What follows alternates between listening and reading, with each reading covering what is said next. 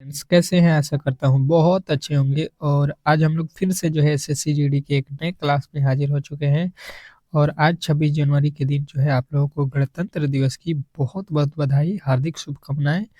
आप लोग स्वस्थ रहें, मस्त रहें। और आशा करता हूँ कि यहाँ पे जो है हम लोग जितने भी प्रश्नों को करेंगे वो सारे इम्पोर्टेंट हैं, तो आप लोग अंत तक वीडियो को देखेंगे। और जो भी मेरे दोस्त जो है इस चैनल पर नए आए हैं तो प्लीज़ आप लोगों से रिक्वेस्ट है कि इस वीडियो को जो है लाइक कर दीजिएगा और चैनल को जो है सब्सक्राइब कर लीजिएगा, ठीक है?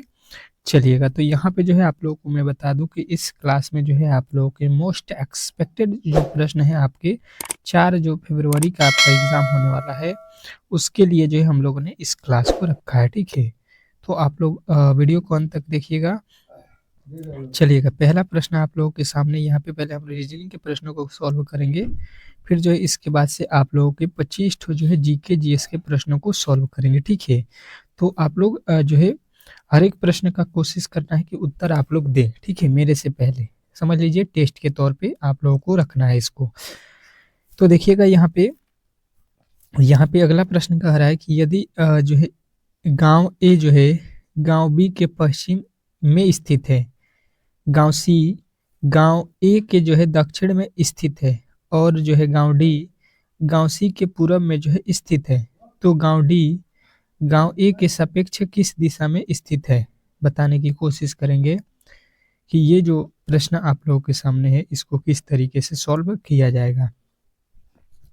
सबसे पहले इस तरीके के प्रश्नों में मैंने आप लोगों को बताया क्या है कि दिशा जो है आपकी मालूम होना चाहिए। ऊपर होता है उत्तर, नीचे होता है दक्षिण, ये होता है पूरब और ये होता है आपका पश्चिम। बात जो है क्लियर आप लोगों को समझ में आ गया होगा।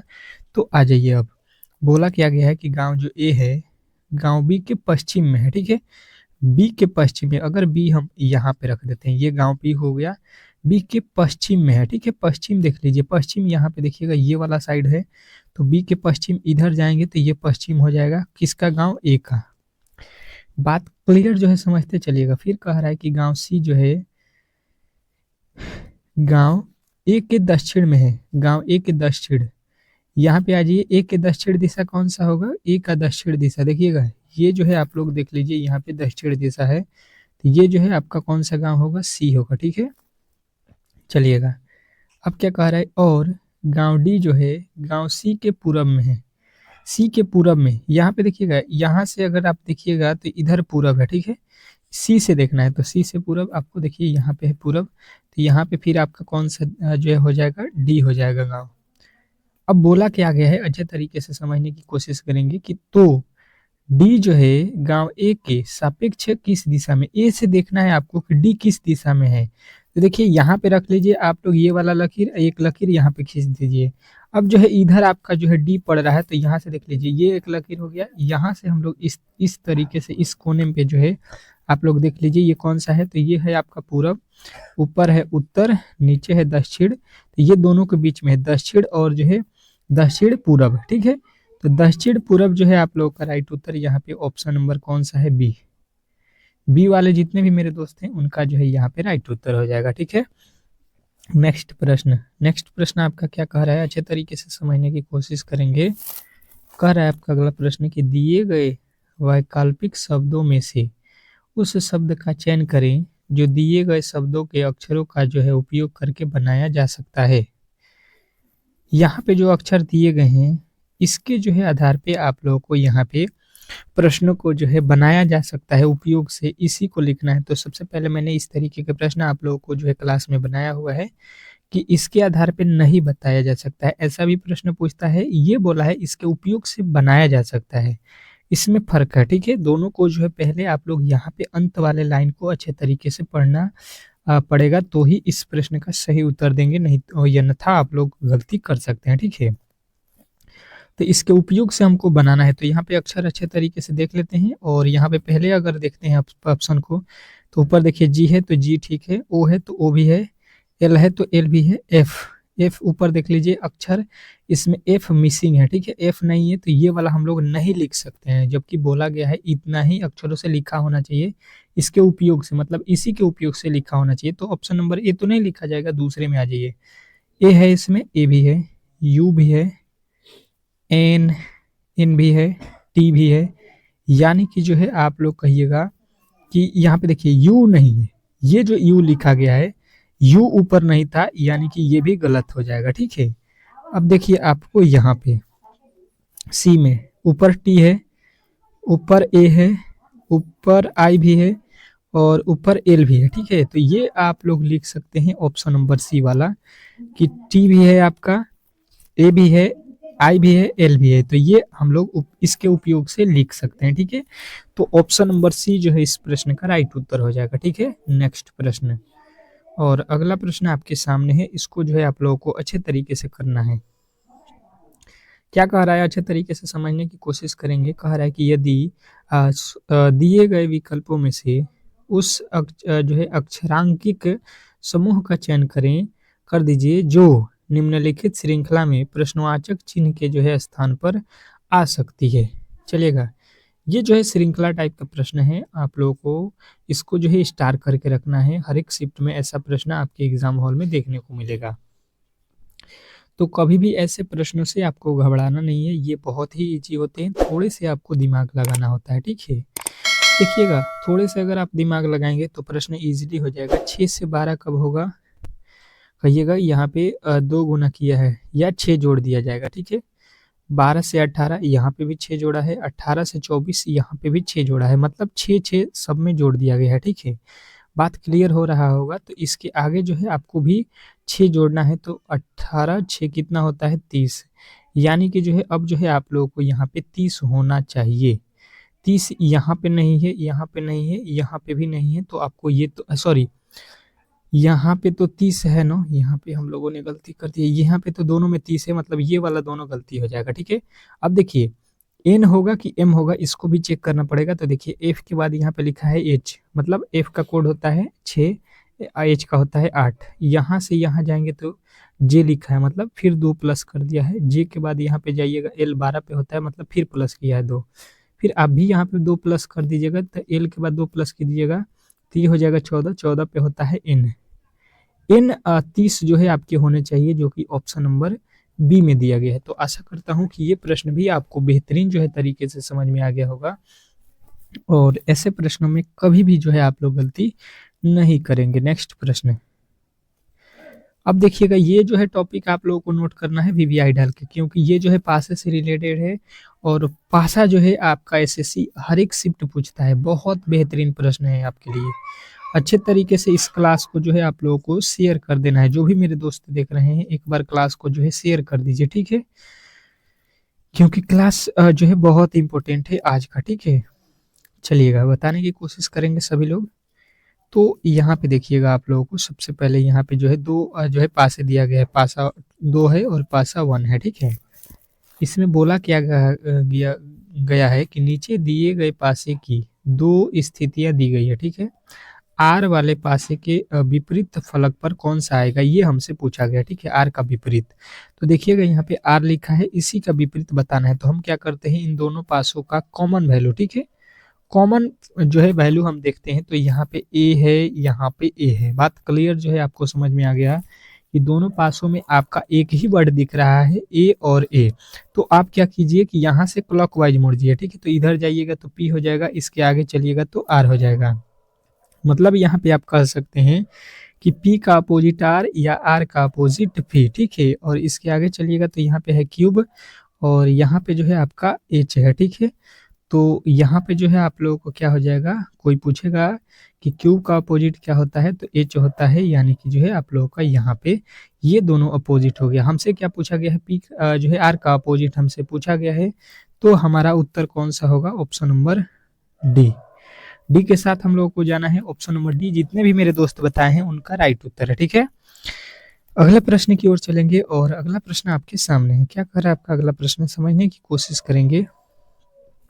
कह रहा है कि दी गई आकृति में कुल कितने त्रिभुज हैं, काउंट करना है टोटल त्रिभुजों की संख्या। मैंने आप लोगों को बताया हुआ है कि अच्छे तरीके से त्रिभुजों की काउंट किस तरीके से करते हैं कम जो है समय में। जो भी मेरे दोस्त पहले से क्लास को कर रहे हैं, मुझे लगता है कि देखते ही बना देंगे। 10 सेकंड तो बहुत ही ज़्यादा हो जाएगा उनके लिए, ठीक है, क्योंकि मैंने जो ट्रिक बताया हुआ है उसको आप लोग फॉलो कीजिए। तो चलिएगा देखिएगा, इसको हम लोग काउंट कर लेते हैं इजीली तरीके से। तो सबसे पहले देखेंगे अगर ये वाला छोटे वाले को, तो यहाँ पे देखिएगा ये वाला जो आपका पार्ट बन रहा है, यहाँ पे समझने की कोशिश करते हैं अगर हम लोग, तो ये जो है आप लोगों का ये वाला बन रहा है, इसमें जो है 2 लकीर खींचा गया है। तो ये एक त्रिभुज हो गया, ये दूसरा, ये तीसरा और ये चौथा हो गया, ठीक है। अब हमें क्या देखने को मिल रहा है कि यहाँ पे जो है छोटे छोटे त्रिभुज कितने बने, 4, और इसी का डबल करते हैं तो इसमें बनेगा 8। टोटल जो है त्रिभुजों की संख्या 8 हो गया। अब इसके आगे जो है हम लोगों को क्या करना है, यहाँ पे देखिएगा ये बड़े वाले में आ जाते हैं, ठीक है, और बड़े वाले को काउंट कर लेते हैं। इसमें टोटल त्रिभुजों की संख्या कितना है, तो यहाँ पे देख लीजिएगा, ये वाला को काउंट कीजिए, 1 2 3 और यहाँ पे भी बन गया 4, ठीक है। तो फिर 4 से गुणा करेंगे तो 4 दूना का फिर बन गया 8, ठीक है। और इसके पहले इसमें जो है 8 बना था छोटे छोटे, तो 8 8 16 हो गया। अब बताइएगा कि 16 इसमें त्रिभुजों की संख्या है, तो कहिएगा नहीं, क्योंकि देखिए ये वाला त्रिभुज जो है हम लोगों ने 2 बार काउंट किया है, ठीक है। इस त्रिभुज को देखिए इधर से भी गिन रहे हैं और इधर से भी गिन रहे हैं, यही त्रिभुज का, ठीक है। तो ये 2 बार काउंट हो गया है, मतलब ये तो एक ही बार है, 2 बार काउंट किए हैं, तो एक घटा देंगे इसमें से, यानी कि जो है हम लोग का उत्तर कौन सा बनेगा, ऑप्शन नंबर डी। आशा करता हूं कि आप लोग ऐसे प्रश्नों में कभी भी गलती नहीं करेंगे, ठीक है। चलिएगा अगले प्रश्न की ओर चलते हैं, और अगला प्रश्न आपके सामने है। बताने की कोशिश करेंगे सभी लोग, सभी लोगों का उत्तर आना चाहिए। कह रहा है कि दिए गए चित्र में लुप्त पद ज्ञात कीजिए। इस वाट के स्थान पे हम लोगों से पूछा गया है। तो सबसे पहले यहाँ पे देखेंगे ये वाला किस तरीके से बनाया गया है, ये दोनों, उसी के आधार पे हम लोगों से ये वाला जो है पूछा गया है, ठीक है। कर सकते हैं, यदि आपने थोड़े से अगर दिमाग यहाँ पे खर्च कर दिया, 5-10 सेकंड लगाएंगे तो आप लोगों से भी बनने लगेगा, ठीक है। तो देखिए इसको हम लोग किस प्रकार सॉल्व करेंगे। अगर हम देखते हैं यहाँ पे कि 4 9 6 6, अगर सबको जोड़ देते हैं, ठीक है, तो यहाँ पे 6 9 13 13 6 19 6 25 हो रहा है, परंतु यहाँ पे तो इससे बहुत अधिक हो जाएगा, मतलब जोड़ने वाला प्रक्रिया नहीं है। अगर गुणा करके देखते हैं तो गुणा करने से भी ये नहीं बनने वाला है, ठीक है। जोड़ने से भी नहीं बन रहा है और गुणा करने से भी नहीं बन रहा है, तो इसको हम लोग दूसरे तरीके से देखते हैं। ये वाला तरीका देख लीजिए, इधर नीचे के 2 पार्टों में इसको तोड़ दीजिए। ये ऊपर के 2 पार्ट क्या लिखा है, 4 और जो है 9, ठीक है। जोड़िए मत, इसको गुणा कर दीजिए। 4 और 9 को गुणा करिएगा, 9 चौका 36। नीचे वाले दोनों को गुणा कर दीजिए, 6 और 6 को, 6 चाह का 36, ठीक है। अच्छा जी, यहाँ पे भी वही लॉजिक देखते हैं। ये ऊपर का गुणा कीजिए, 12 गुणे 7, 12 गुणे 7 कीजिएगा, 12 छक्का 72। और यहाँ पे नीचे देख लीजिए, 4 गुणे 21 कर लीजिए, 4 गुणे 21 ये हो जाएगा 4, 4 दूना का 8, मतलब कितना हो गया, 84। तो यहाँ पे जो है, यहाँ पे आप लोगों को बेहतर 12 सत्ते 84 होता है ना, यहाँ पे हम लोगों ने गलती रखा था 84, तो ये बराबर हो रहा है, मतलब यहाँ पे भी वही काम करेंगे हम लोग। यहाँ पे देखिएगा, इसमें 15 गुणे 19 करेंगे, और 3 गुणे यहाँ पे जो भी रखेंगे यहाँ पे वो बराबर होना चाहिए। तो यहाँ से काट दीजिए, 5 हो जाएगा, 19 बचे 95, यानी कि जो है हम लोग यहाँ पे 95 गुणे 3 करेंगे, 19 गुणे 5 करेंगे, ये बराबर ही आएगा। यानी कि जो है आपका ऑप्शन नंबर जो है आपका बी जो है इस प्रश्न का राइट उत्तर हो रहा है, ठीक है। नेक्स्ट प्रश्न, अगले प्रश्न की ओर चलते हैं, और अगला प्रश्न आपके सामने है। क्या कह रहा है आपका अगला प्रश्न कि दी गई पंक्ति में लुप्त संख्या ज्ञात कीजिए। जो दिया गया पंक्ति है इसमें जो है आप लोगों को लुप्त संख्या बताना है। बताने की कोशिश करेंगे सभी लोग, सभी लोगों का उत्तर यहाँ पे आना चाहिए अच्छे तरीके से, क्योंकि प्रश्न इंपॉर्टेंट है और आप लोग इसको कर सकते हैं अच्छे तरीके से। 8 13 25, कुछ लॉजिक यहाँ पे समझने की कोशिश कीजिए। यहाँ पे देखिए 15 से 22, 22 से 41, कौन सा लॉजिक लगा है चेक कीजिए, फटाफट चेक कीजिए। अगर देखिएगा 8 से 13 कब होगा, तो यहाँ पे 5 जोड़ा जाएगा, यहाँ पे कितना जोड़ाएगा, 13 में से 25 हो जाए तो 12 जोड़ा जाएगा, ठीक है।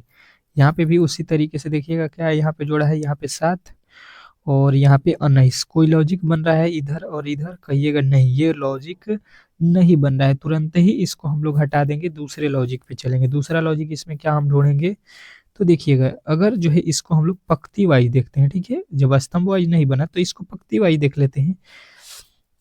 यहाँ पे अगर लिखा हुआ है 14, तो 8 और 15 में हम क्या कर दें कि 14 हो जाए, ठीक है। यही इसका लॉजिक है कि 8 और 14 को क्या करें, 8 और 15 को क्या करें कि 14 हो जाए, ठीक है।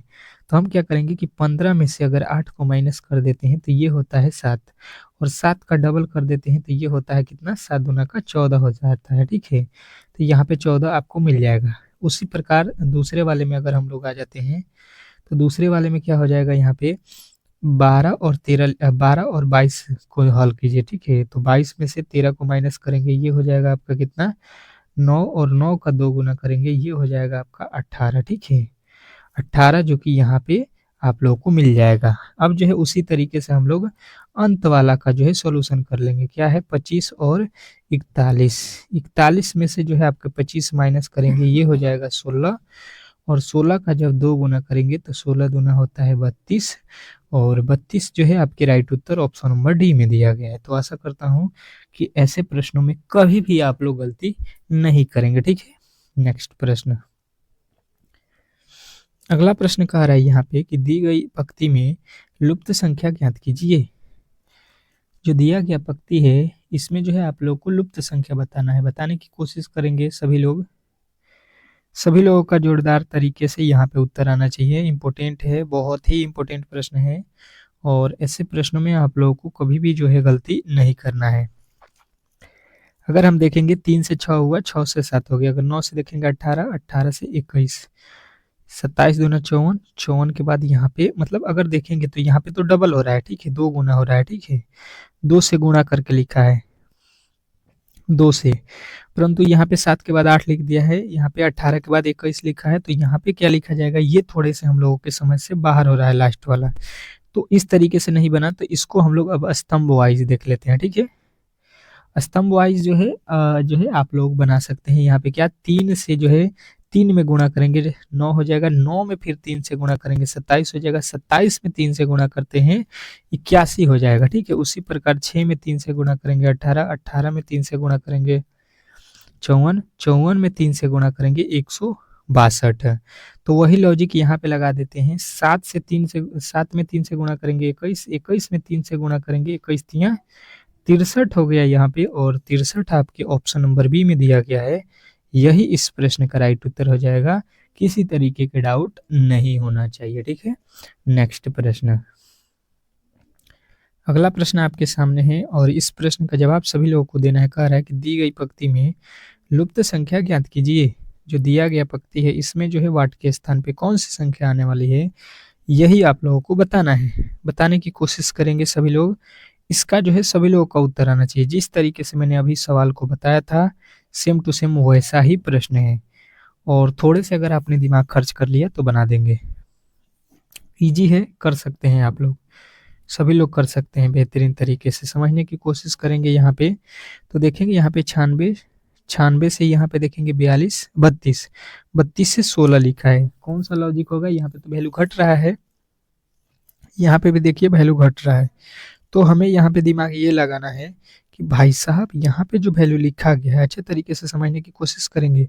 16 में जो है 2 से गुणा किया है पहले, 16 दूना 32, और 32 से लिखा है 96, मतलब 32 तिहाई 96 होता है, ठीक है। इसी तरीके से 28 दूना कितना होता है 56, और 56 में जब 3 से गुणा करते हैं तो 168 लिखा गया। पहले मतलब 2 से गुणा करना है, फिर 3 से गुणा करना है। बात जो है क्लियर आप लोगों को समझ में आ रहा होगा कि पहले जो है 2 से गुणा, फिर जो है 3 से गुणा। जो है यहाँ पे भी उसी तरीके से 24 दूना कितना हो जाएगा 48, और 48 में आपको क्या करना है 3 से गुणा करना है, ठीक है। तो 8 3 का 24 के 4, 4 4 3 12, और 1 13 हो जाएगा, ठीक है। 134 यहाँ पे जो है आप लोगों के कितना, यहाँ पे 8 3 के 24, 2 हासिल है नो, यहाँ पे कितना बनेगा 4 3 चौका 12 2 14, 144 बन रहा है, और 144 आपके ऑप्शन नंबर बी जो है इस प्रश्न का राइट उत्तर हो रहा है। तो आशा करता हूं कि ऐसे प्रश्नों में कभी भी जो है गलती नहीं करेंगे। नेक्स्ट प्रश्न, अगला प्रश्न देखने की कोशिश करेंगे। कह रहा है कि दी गई आकृति में लुप्त संख्या ज्ञात कीजिए। जो दिया गया आकृति है इसमें जो है आप लोगों को लुप्त संख्या मतलब वाट के स्थान पे बताना है कि कौन सी संख्या आने वाली है। तो अगर हम देखने की कोशिश करेंगे तो पहले पता करेंगे यहाँ पे 60 किस तरीके से हुआ है, यहाँ पे 42 किस तरीके से हुआ है, उसी तरीके से यहाँ पे आप लोगों का जो है बनना चाहिए, ठीक है लॉजिक है। तो हम क्या करते हैं, अच्छे तरीके से समझने की कोशिश करते हैं यहाँ पे। तो देखिएगा, ये जो है आप लोगों को लाइन पकड़ लेना है ये वाला, ठीक है। तो आप देखेंगे कि यहाँ पे 60 हुआ है, ठीक है। तो 15 है और आपके पास 4 है, यहाँ पे 4 है, यहाँ पे 15 है। तो 15 गुणे 4 करेंगे, 15 चौका हो जाएगा 60, ठीक है। अब जो है यहाँ पे आ जाते हैं, यहाँ पे कितना लिखा है आपके पास, 12 और 5 लिखा है। तो 12 में 5 से गुणा करेंगे, 12 पच्चे 60, ये तो दोनों बराबर हो गया। मतलब किधर से भी गुणा कर लीजिए, आपका वही वैल्यू आएगा। अच्छा, यहाँ पे भी देख लेते हैं, 7 और 6, यहाँ पे 7 गुणे 6 कर लीजिए, 7 6 का कितना हो जाएगा, 42। और इधर से अगर हम देखते हैं तो 3 गुणे क्या लिखा है, 3 गुणे 14, तो 14 तिया भी 42 होगा। मतलब लॉजिक जो है आपको समझ में आ गया। तो उसी तरीके से आप लोगों को सेम टू सेम यहाँ पे लॉजिक जो है लगा देना है। देखिएगा, 6 और गुणे कर दीजिए 13, 13 छक्का कितना होता है, 78, 78 जो है आपके यहाँ पे राइट उत्तर बनेगा, या 26 तिया 78, किसी भी तरीके से गुणा करेंगे आप लोगों की 78 ही आएगा, जो कि ऑप्शन नंबर सी में दिया गया है। आशा करता हूं कि ऐसे प्रश्नों में कभी भी जो है गलती नहीं करेंगे, ठीक है। नेक्स्ट प्रश्न, अगला प्रश्न देखिएगा, आप लोगों के सामने आ चुका है, मनुष्य घर। तो उसी प्रकार जो है यहाँ पे संबंध हम लोगों को बताना है। एनालॉजी का प्रश्न है, कर सकते हैं आप लोग। एक प्रश्न आपके एग्जाम हॉल में इस तरीके से पूछता है, ठीक है। अच्छे तरीके से समझने की कोशिश करेंगे तो मनुष्य कहाँ पे रहता है, घर में। रहना यहाँ पे मतलब बन रहा है, ठीक है। मनुष्य कहाँ पे रहता है, घर में। जो है पिंजड़ा में चूहा रहता है, नहीं। वृक्ष पर पौधा रहता है, ये तो सीधा गलत है। बिल्ली चूहा पे रहती है, ये भी गलत है। मतलब आप लोगों को सीधा सीधी बताना है। हिंसक पशु जो है माद में रहता है। ऑप्शन नंबर जो है आपकी बी जो है इस प्रश्न का राइट उत्तर हो जाएगा, इसमें किसी तरीके का डाउट नहीं रखना है। नेक्स्ट प्रश्न देखिएगा, आप लोगों के सामने आ चुका है, थकान विश्राम जो है निर्लज वाट। मतलब यहाँ पे निर्लज का जो है संबंध आप लोगों को बताना है। अच्छे तरीके से आप लोगों को यहाँ पे मैंने अभी बताया था कि देखिए, थकान का जो है यहाँ पे विश्राम होता है। अगर आप थक चुके हैं तो वो किस प्रकार दूर होगा, तो कहिएगा कि जब हम विश्राम करेंगे उसका अपोजिट है, तो वो हमसे दूर हो जाएगा। तो निर्जल, निर्जल का उल्टा क्या हो जाएगा, अपोजिट। तो निर्जल का हो जाएगा जल, यहाँ पे जो है निर्लज का क्या होगा, जल हो जाएगा, आपके ऑप्शन नंबर सी। तो ऐसे प्रश्न जो है आपके एग्जाम हॉल में पूछे जाएंगे, और कभी भी जो है ऐसे प्रश्नों में गलती आपको नहीं करना है, ठीक है। चलिएगा, अब चलते हैं अगले प्रश्न की ओर। और यहाँ पे जो है आपके स्टार्ट हो चुका है जो है जीके के प्रश्न, ठीक है। बहुत इंपॉर्टेंट प्रश्न है, और इसके पहले हम लोगों ने 27 तक प्रश्नों को कंप्लीट कर लिया था, ठीक है, एक से लेके। तो यहाँ तक जो है आप यहाँ से जो है 28 से हम लोग प्रश्नों को करेंगे आपके आगे। तो आप लोग वीडियो में बने रहिएगा, और हर एक प्रश्न आपके एग्जाम के लिए बहुत ही इम्पोर्टेंट है। पहला प्रश्न आज का देखिएगा, यहाँ पे क्या कह रहा है कि भारत में नमक सत्याग्रह का जो है नेतृत्व किसने किया था। भारत में नमक सत्याग्रह का जो है नेतृत्व किसने किया था, बताने की कोशिश करेंगे सभी लोग।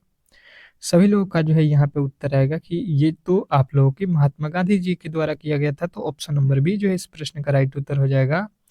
नेक्स्ट प्रश्न, अगला प्रश्न कह रहा है कि भारत में भारतीय राष्ट्रीय कांग्रेस की स्थापना किसने की थी। भारत में भारतीय राष्ट्रीय कांग्रेस की स्थापना किसने की थी, बताने की कोशिश करेंगे सभी लोग। तो सभी लोग का उत्तर आएगा ए ओ ह्यूम। ए ह्यूम जो है आपके राइट उत्तर हो जाएंगे, जो कि ऑप्शन नंबर सी में दिया गया है। नेक्स्ट प्रश्न देखिएगा, आप लोगों के सामने आ चुका है, और अगला प्रश्न कह रहा है कि भारत में चंपारण सत्याग्रह किस वर्ष हुआ। जो भारत है उसमें जो है चंपारण सत्याग्रह हुआ था, ये कहाँ हुआ था, ये आप लोगों को बताना है। पहले यहाँ पे कमेंट बॉक्स में आपको बताना है कि ये किस राज्य में हुआ था, ठीक है, और किस जगह पे। और यहाँ पे जो है आप लोगों को सही उत्तर हो जाएगा, ये कब हुआ था, तो कहिएगा 1917 ईस्वी में हुआ था, आपके ऑप्शन नंबर ए। और कहाँ पे हुआ था ये आप लोगों को कमेंट बॉक्स में बताना है। बहुत इंपॉर्टेंट प्रश्न है ये। कह रहा है कि जो है समाज सेवी के रूप में प्रसिद्ध कौन था जिन्होंने सुधारवादी जो है आंदोलन की शुरुआत की थी, बताने की कोशिश करेंगे सभी लोग। सभी लोगों का जो है उत्तर यहाँ पे आना चाहिए बेहतरीन तरीके से। तो कहिएगा राजा राम मोहन राय थे। ठीक है, कौन थे? राजा राम मोहन राय आप लोगों को याद रखना है। नेक्स्ट प्रश्न कह रहा है आप लोगों के सामने यहाँ पे कि जो है भारत के संविधान की अपमानों का जो है दिन क्या है? भारत के संविधान को अपनाने का जो है दिन कौन सा है, ये आप लोगों को बताना है। तो भारत का संविधान सभी लोगों को मालूम है कि 26 नवंबर जो है आप लोगों के 1949 जो है 49 को अपनाया गया था। ठीक है, और ये लागू कब हुआ जब भी पूछा जाए तो 26 जो है जनवरी, जो आज का दिन है। ठीक है, आज का ही दिन 26 जनवरी के दिन लागू हुआ था 1950 में। ठीक है, 1950 में ये लागू हुआ था, जिसके चलते हम लोग आज जो है गणतंत्र दिवस के रूप में मनाते हैं। तो ये तो सभी लोगों को मालूम होगा। नेक्स्ट प्रश्न कह रहा है कि भारत का स्वतंत्रता संग्राम किस वर्ष के जो है उद्घाटन से शुरुआत हुआ था? बताने की कोशिश करेंगे सभी लोग। सभी लोगों का उत्तर यहाँ पे आ जाएगा 1857 ईस्वी का। ठीक है, नेक्स्ट प्रश्न क्या कह रहा है आपका अगला प्रश्न कि महात्मा गांधी का जो है प्रसिद्ध नमक मार्च यानी कि दांडी मार्च कहाँ हुआ था? नमक मार्च या दांडी मार्च ये कहाँ पे हुआ था, ये आप लोगों से पूछा है। तो आपको बताना ये जो है कब हुआ था, कब पूछा है। तो ये जो है आप लोगों को बताना है 1900 जो है 30 में हुआ था। ठीक है, नमक का सत्याग्रह बोल दे तो। ठीक है, राउंड टेबल सम्मेलन जो है किसके द्वारा बुलाया गया था? राउंड टेबल जो है सम्मेलन जो है किसके द्वारा बुलाया गया था? तो आपका उत्तर आएगा ब्रिटिश जो है सरकार द्वारा। ठीक है, नेक्स्ट प्रश्न देखिएगा आप लोगों के सामने आ चुका है। किस जो है भारतीय स्वतंत्रता सेनानी को पाकिस्तान का जो है संस्थापक कहा जाता है? पाकिस्तान के संस्थापक किसे कहा जाता है? तो आपको बताना है मोहम्मद अली जिन्ना को। ठीक है, नेक्स्ट प्रश्न भारत के विभाजन के लिए जिम्मेदार किस योजना को जो है माउंट बेटल योजना कहा जाता था? माउंट बेटल योजना जब भी आपसे पूछा जाएगा तो आपको बताना है विभाजन योजना को। ठीक है, नेक्स्ट प्रश्न अगला प्रश्न कह रहा है कि भारतीय राष्ट्रीय कांग्रेस के लाहौर अधिवेशन में पूर्ण स्वराज स्वतंत्रता का जो है प्रस्ताव किसने जो है पारित किया था? तो आप लोगों का उत्तर आएगा यहाँ पे Jawaharlal Nehru. Option number A जो है इस प्रश्न का राइट उत्तर हो जाएगा। अगला प्रश्न कह रहा है कि किसने भारतीय राष्ट्रीय कांग्रेस के विभाजन को 1907 में सूरत अधिवेशन में लाया था? चलिएगा बताने की कोशिश करेंगे सभी लोग। ये थे आपके कौन? बाल गंगाधर तिलक। ठीक है, नेक्स्ट प्रश्न अगला प्रश्न कह रहा है कि भारतीय स्वतंत्रता संग्राम में काले पानी के नरक के नाम से प्रसिद्ध कौन सा जो है स्थान था? तो आप लोगों का उत्तर आएगा यहाँ पे अंडमान और निकोबार। ठीक है, नेक्स्ट प्रश्न अगला प्रश्न कह रहा है कि भारत के पहले प्रधानमंत्री कौन थे? भारत के पहले प्रधानमंत्री कौन थे? अब ये तो आप लोगों को यहाँ पे कमेंट बॉक्स खुला है, इसी में कमेंट बॉक्स में जो है आप लोगों के उत्तर यहाँ पे आना चाहिए। ठीक है, ये मैं नहीं बताऊंगा। आज का सबसे जो है हलवा प्रश्न कह सकते हैं, भारत में राष्ट्रीय ध्वज कब अपनाया गया?